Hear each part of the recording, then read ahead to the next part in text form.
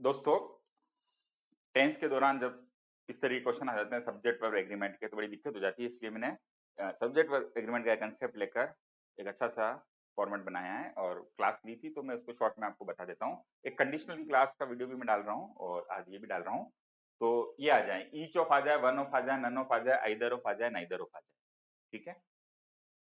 Each of का मतलब बहुत सारों में से प्रत्येक, वन ऑफ का मतलब बहुत सारों में से कोई एक, वो तो हुआ प्रत्येक और ये हुआ कोई एक। नन ऑफ का मतलब कोई भी नहीं। आइदर ऑफ नाइदर ऑफ के साथ भी प्लूरल नाउन ही आएगा, परंतु वो दो में से कोई एक। अब टू लिखा हुआ आ जाए तो अच्छी बात है, नहीं लिखा हो जाए तो कोई दिक्कत नहीं है। मैं एग्जांपल दे रहा हूँ इसका। तो रूल ये बनाना है आपको कि ईच ऑफ आ जाए, वन ऑफ आ जाए, नन ऑफ आ जाए, आइदर ऑफ आ जाए, नाइदर ऑफ आ जाए, तो इनके साथ आपको जो नाउन दिखाई देगा ना, वो प्लूरल दिखाई देगा। और जब प्लूरल नाउन देखते हैं तो अपनी आदत होती है कि प्लूरल वर्ब या हेल्पिंग वर्ब लगा देते हैं। एरर ऑफ प्रॉक्सिमिटी कहते हैं उसको, निकटता देख के भाई यहाँ जहां हमको वर्ब लगानी उसके जस्ट पास क्या है। कैसे, वो एग्जांपल देता हूँ। पर वो नहीं देखना है आपको, नाउन निश्चित तौर पे प्लूरल ही लगाना है, one of the best players. But जो वर्ब लगाना है वो सिंगुलर लगाना है। कैसे, देखो एग्जांपल से क्लियर करता हूँ। अच्छा, यहाँ पर देखो मैंने एक डॉट भी लगाया है नन ऑफ के साथ, उसका भी एक कारण है। नन ऑफ में एक्सेप्शन भी होता है, वो भी मैं आपको बता दूंगा। One of the best players, यहाँ पर देखो प्लेयर्स दिख रहा है, नाउन प्लूरल। अब एरर अप्रोक्सीमेटी का मतलब होता है कि प्लेयर्स देखा फटाफट से आर लगा दिया। अरे नहीं, वन ऑफ देखना है।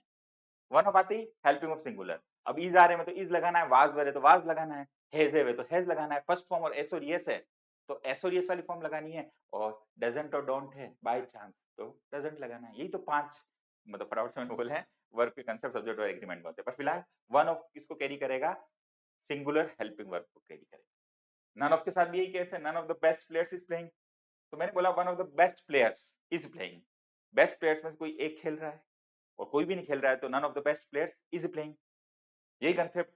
आइदर ऑफ द बॉयज लिखा हुआ आ जाए, टू बॉयज लिखा जाए, कोई फर्क नहीं पड़ेगा, वास सिंगुलर है। दोनों में से कोई एक लड़का प्रेजेंट था और दोनों में से कोई भी प्रेजेंट नहीं था, नन नीदर ऑफ द। और वही concept, each of the girls is talented. जो गर्ल्स हैं उसमें से प्रत्येक गर्ल टैलेंटेड है।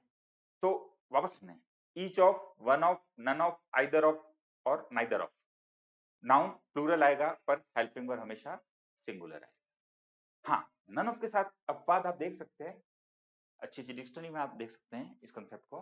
None of the trains is are going to London, दोनों ही यूज में होते हैं, परंतु अपने एग्जाम में अपने को इसमें भी जो पीछे रूल पढ़ाया सिंगुलर को ही फॉलो करें तो अपना काम हो जाएगा। हाँ, पर कभी आर आ जाए तो एकदम समझने की भाई गलत ही है इस नन ऑफ वाले केस। क्लियर?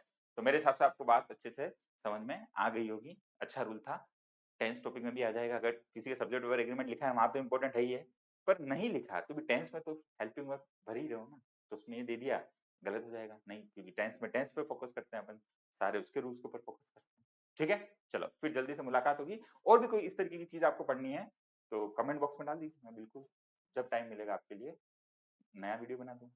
Thank you.